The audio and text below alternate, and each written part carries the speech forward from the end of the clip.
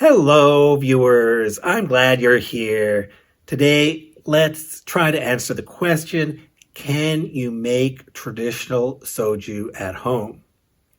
So the reference I'm going to use for this is this book, Soju, A Global History by Hyunhee Park.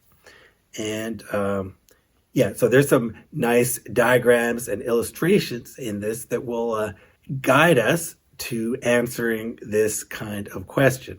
At the end of last week's video, I pointed out that during the Joseon era in Korea, ordinary people made soju at home. So if they can do it, you'd think we could do it now. Okay, that's one piece of information, and I certainly know that it's easy to make fermented rice wine at home in your kitchen. That's certainly possible. And homemade rice wine is exactly the kind of product that was traditionally distilled into soju.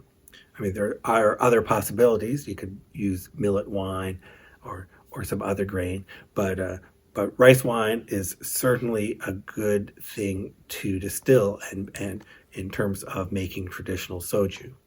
So those are facts, but what about some practical concerns here? So first of all, depending on where you live, there are likely a lot of regulations involving the production of alcohol, and in particular, more regulations restricting distilled alcohol, the production of distilled alcohol. So in many places, you can't own a still. For English-speaking countries, I think only New Zealand, only in New Zealand are you allowed to distill at home. So I think that's very interesting. So let's change our mindset and move to New Zealand for the purpose of this discussion. The purpose of this discussion will be in New Zealand. It will be in Hobbiton. It'd be a good place to brew some rice wine and maybe think about distilling it. Let's say you can't just buy a still. What could you do with the tools you have in your kitchen? Could you distill in a traditional way? As discussed in the book, Soju, A Global History, it was the Mongol invasion of Korea that brought all the soldiers with their portable stills into Korea. And the portable still would look something like this diagram. The collection for the distilled liquid was inside the larger pot. So if you wanted to distill something, you'd put the liquid in the large pot, you'd heat it, and the vapors would rise and then condense upon hitting this cool part of the still that would condense into a smaller container that was completely inside the large container. So that's the Mongol style still, the simplest kind of still that was used in Korea. And could you reproduce that in your kitchen? Well, the answer is yes. You could use a large stock pot like this and prop up a smaller bowl inside. The liquid you wanted to distill would be in the bottom of the stock pot. This would be above that, something like this. And then on top here, you could put this metal bowl and fill this with cold or ice water. And then heat this very gently, and that would be a Mongol style still. So should point out what are some dangers of operating still here. There are some safety factors involved here. So one danger is that while you're you're heating this liquid and you're producing steam, and if this was tightly closed, like a pressure cooker, that would involve pressure buildup, and that steam could be dangerous. And another factor is that the alcohol vapor itself is flammable. So if if the alcohol becomes purified enough, the vapor coming off can just, especially if you're around open flames, it could ignite. So that's a danger.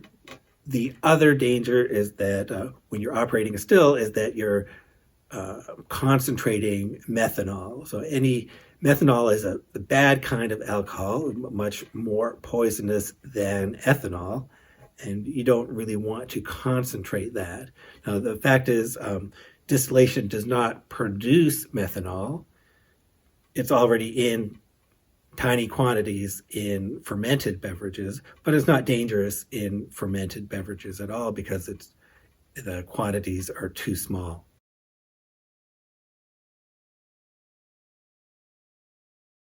So let's discuss these dangers. I don't really think these factors are dangers for this kind of still.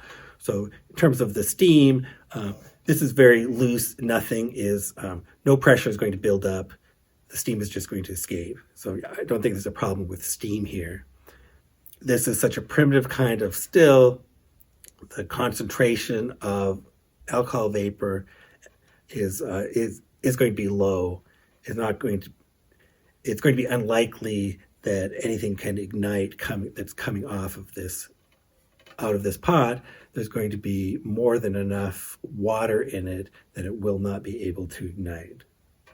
And the other thing is that this can only you can only distill a small amount of liquid in this at any one time, maybe 1 liter at a time, and that also eliminates any problem with methanol, because if you had 1 liter of takju, well, theoretically, you could just drink that bottle. That would have a certain amount of methanol. It won't be harmful because it's such tiny quantities. The danger comes when you have, say, 100 liters of wine and you distill that 100 liters, and that concentrates all the methanol in all that quantity of wine into 1 cup.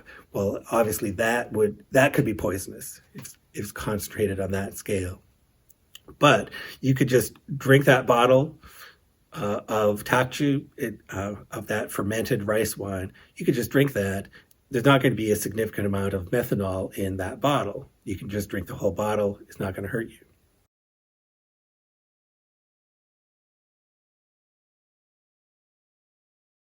So it doesn't seem like the Korean traditional distillers of the Joseon period took this into account at all. They just used the kinds of simple pots they had to distill with, and they had more sophisticated ones than this too, such as the Soju gori. I do not have that, so if I want to try to make traditional soju at home, I'm going to have to try to do it with something like this. So that would be a topic for another video. So stay tuned for that, and thank you for watching.